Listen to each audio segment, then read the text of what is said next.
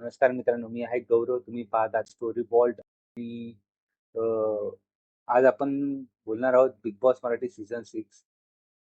काल एक मोठा भाऊंचा धक्का बसला. प्रभू हा इविक्ट झालेला आहे. आणि आज स्टोरीतून कोण बाहेर जाणार आहे, आज कोण इविक्ट होणार आहे भाऊंच्या धक्क्यावरती, ते आपण बघणारच आहोत. पण या व्हिडिओमध्ये मी एक खास प्रश्न घेऊन आलो आहे, जो मला पडला आहे जेव्हा मी एपिसोड बघितला.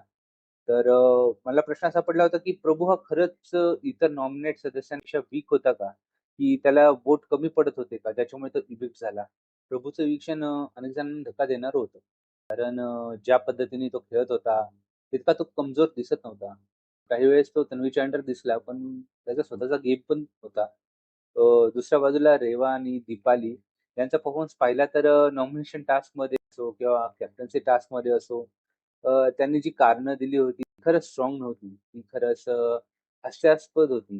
रेवाची स्ट्रॅटेजी एवढी फारशी क्लिअर वाटली नाही. नॉमिनेशनमध्ये दिलेली कारणं थोडी कमजोर होती आणि कॅप्टन्सीमध्ये क्लॅरिटी नव्हती. दीपालीचा गेम इमोशनल होता फारच. पण काही वेळा ओव्हर डिफेन्सिव्ह दिसला.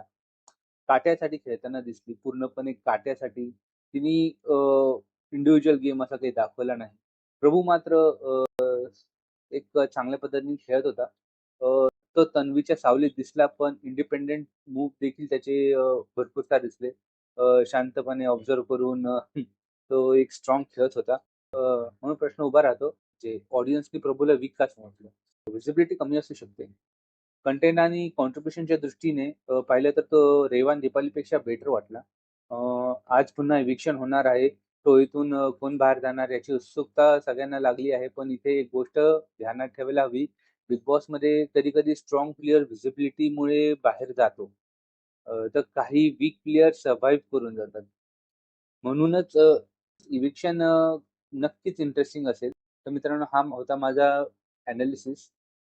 प्रभू खरंच वीक होता का? की तो अंडररेटेड होता? तुमचं मत काय? कमेंटमध्ये नक्की सांगा. व्हिडिओ आवडला असेल तर लाईक करा, शेअर करा आणि द स्टोरी वर्ल्डला सबस्क्राईब करायला विसरू नका. मी आहे गौरव. भेटूया पुढच्या अपडेटमध्ये.